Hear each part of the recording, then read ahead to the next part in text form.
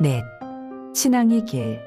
친필에 의하면 곡한님의 경우 월일이 이르는 말 배반했다.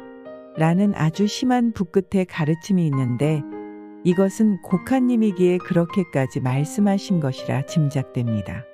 교조님의 태도를 대체로 살펴보면 교조님을 찾아오는 신자들에게는 누구나 차별 없이 인자한 어머니처럼 따뜻이 맞으셨던 것입니다. 그래서 교조님께서는 인자하시다는 것이 당시 신자들이 갖고 있었던 교조님에 대한 일반적인 이미지였습니다. 그런데 신자들이 이 길에 리를 점차 납득하여 성인하고 그 중에서도 이 사람이라면 하고 세계구제에 중요한 역할을 해야 할 사람이라고 생각하신 사람에 대해서는 매우 엄하게 가르치신 사실도 있습니다. 신자에게는 온정으로서 대하셨다면 성인한 사람에게는 리로서 대하셨다고 할 수 있겠습니다. 이러한 교조님의 태도는 자녀에게 특히 더 분명하게 나타난 것 같습니다. 교조님께서는 극빈 가운데를 어떻게든 데리고 지나신 것이며 자기 자식에게만은 적어도 세상 보통 사람들이 가질 수 있는 행복을 누리도록 해주겠다는 그러한 길은 걷지 않으셨던 것입니다. 팔은 안으로 굽는다는 것이 보통 인간 생각이라면 교조님께서는 이와 반대였던 것입니다. 교조님의 이러한 태도는 구제에 대해서도 일관하셨습니다. 교조님께서는 신자에 대해 지금도 전해지고 있는 것처럼 신기한 구제를 헤아릴 수도 없이 베푸셨습니다. 하지만 자녀인 오하루님에 이어 또 곡한님마저 출직한 것입니다. 이와 비슷한 경우는 교회에서도 있는 일로서 저 사람은 남은 잘 도와주면서 자기 가족 일에는 잘 못하는 것 같아서 도대체 믿음이 안 가. 라는 뒷담화를 듣고 많이 괴로워했던 사람들도 많으리라 생각합니다.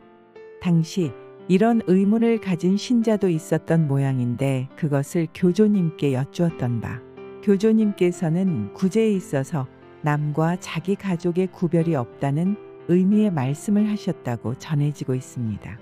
단 이것을 기록으로써 본 일은 없지만 예를 들어 친필에서는 부모 자식 간, 부부 간, 형제 간이라도 모두 각각으로 마음 다른 거야.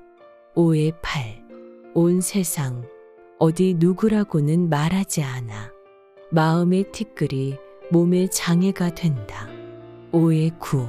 라고 하시며 병의 리는 온 세상 모두 보편적인 것이라 가르치시고 또 신학가 10장에서도 열로 이번에야 알게 되었다. 질병의 근본은 마음속에서. 신학 10의 10. 라고 하시며 병의 근본은 마음에 있다고 하는 원칙에는 예외가 없다고 말씀하신 것입니다. 교조님에게 인간 마음이 없다는 것은 이에 의해서 증명되고 있으며 또 가르침의 진실성도 이에 의해서 실증되는 것입니다. 만일 반대로 가족의 병은 각별히 수호를 하면서 남에게는 그렇지 않다고 한다면 그야말로 남들은 어떻게 생각하겠습니까? 누가 봐도 분명히 편애라 할 것입니다. 이래서는 결코 세계 구제에 기릴 수 없는 것입니다. 다시 본론으로 돌아와 곡한님에게 월일이 이르는 말 배반했다. 라고 하셨는데 실제로 곡한님이 하셨던 행동이 그렇게도 중대한 것이었다고는 생각하기 어려운 것입니다. 곡한님이 신앙에서 멀어진 것도 아니고 어버이 신님, 교조님을 믿는 마음을 잃었던 것도 아닙니다. 이렇게 보면 배반했다는 것은 신앙의 자세, 신앙의 길에 관한 어긋남을 말하는 것이라 생각됩니다. 이 어긋남의 원인은 아마 세계구제에 대한 생각의 깊고 얕음에서 생기는 것이라 할 수 있습니다. 교조님께서는 세상의 모든 자녀들을 귀여워하는 마음에서 모든 것을 바치시고 끝내는 정명마저도 25년을 줄여서 몸을 감추셨던 것입니다.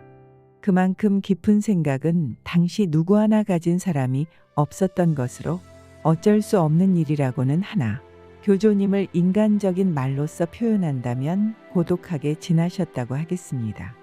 교조님께서 보시면 곡한님은 교조님에게 중요한 존재로서 집터에서 신님 한 줄기의 일을 평생 해야 할 인연을 가진 사람이었습니다. 그러나 고카님으로서는 그 인연의 자각이 거기까지 이르지 못했고 그 때문에 슬픈 결과를 초래했다고도 생각됩니다. 쉽게 말해서 이 길 한 줄기로 지나야 할 사람이 한낱 평신자의 길을 택했을 때 어떤 일이 일어나는가. 그런 관점에서 본다면 고카님의 일은 지금 우리들에게 가까이 일어나고 있는 일이라는 의미로 이어지는 것 같습니다. 5. 마디에 대하여 인연의 자각이라는 점에서 볼 때 그것에 가장 철저하셨던 분은 교조님이었습니다.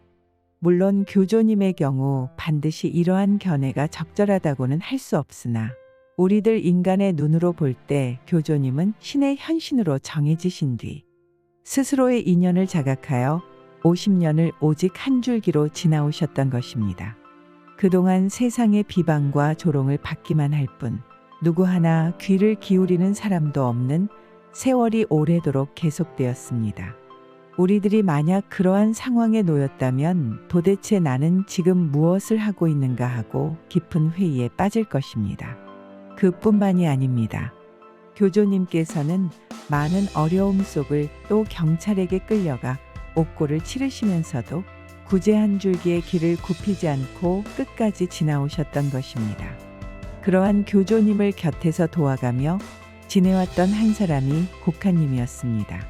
하지만 아무리 신님의 일이라고는 하나 아침부터 밤까지 온전히 그 일에만 몰두할 수 있는 환경은 아니었을 것입니다.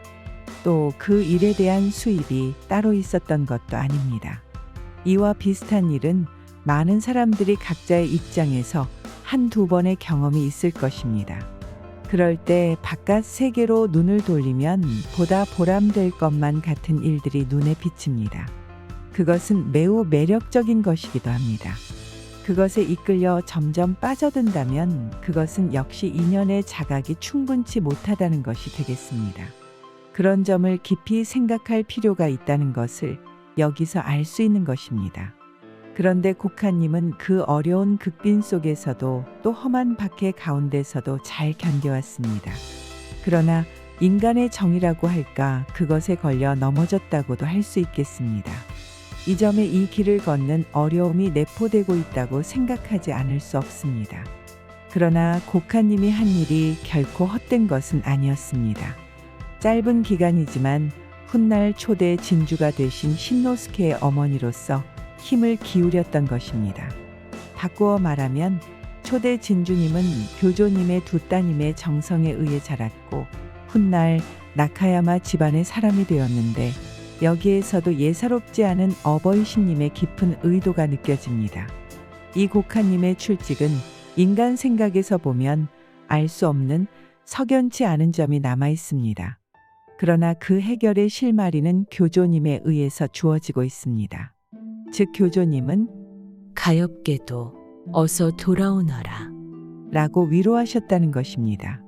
이것은 이 세상을 일대뿐이란 관점에서는 모순으로 보일지 모르나 구제 한 줄기의 길은 그런 것이 아니라 말대에 걸쳐 해야 하는 것이란 관점에 설 때 비로소 이 세상에서 석연치 않는 일도 납득되는 것이라 가르치신 말씀으로 생각합니다. 솔직한 이야기로 우리들의 경우 가장 위안이 필요한 것은 자녀를 먼저 떠나보낸 어버이일 것입니다. 이런 일을 당하면 어버이는 지금까지 무엇 때문에 신앙했던가 하고 비탄에 잠길 것입니다. 그럼에도 불구하고 교조님은 그렇지 않았습니다. 이 점은 마디를 대하는 자세로서 반드시 배워두어야 할 점이라 하겠습니다.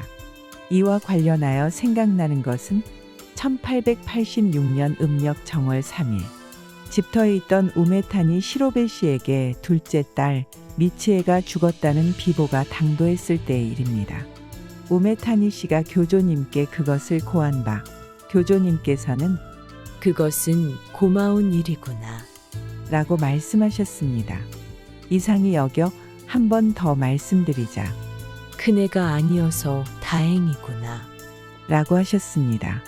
큰 자식이라서 더 소중하다거나 귀엽다는 것이 아닙니다. 모두 같은 자녀입니다. 그러나 큰 자식이 출직했더라도 어쩔 수 없는 것을 대신 작은 아이로 바꾸신 것이라 깨달으면 그나마도 마음을 다시 세울 수 있는 기회를 주시는 것입니다.